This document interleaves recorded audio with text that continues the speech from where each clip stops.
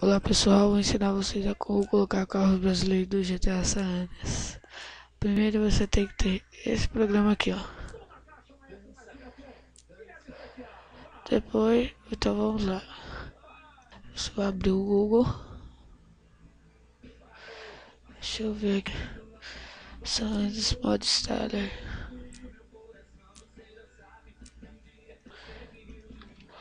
San Andreas Mod Installer. Você clica aqui, ó. Deixa eu ver. Esse aqui, ó.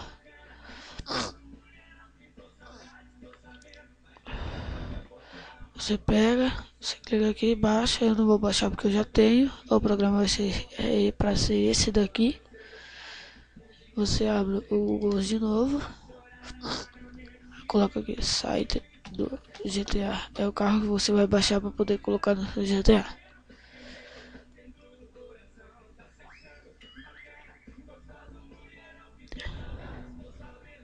Escolher o Volkswagen. E vai abrir aqui a seleção de carros. Você escolhe o carro. Vamos ver que carro que eu vou pegar. Escolher um carro aqui.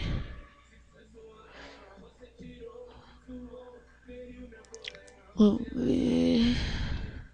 Você pode escolher o carro que você quiser, tá? Não precisa ser o que eu vou baixar. Porque isso aqui vai ser só um exemplo. Vou baixar o Santana 2000. Você clica aqui, ó. Download do carro.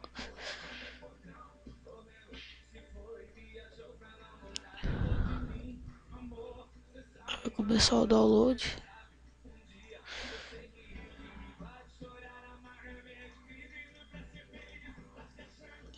Tá baixando ele.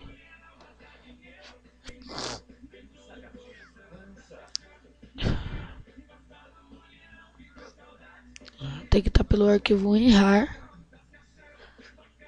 Aí, baixei ele. Aí, vem aqui.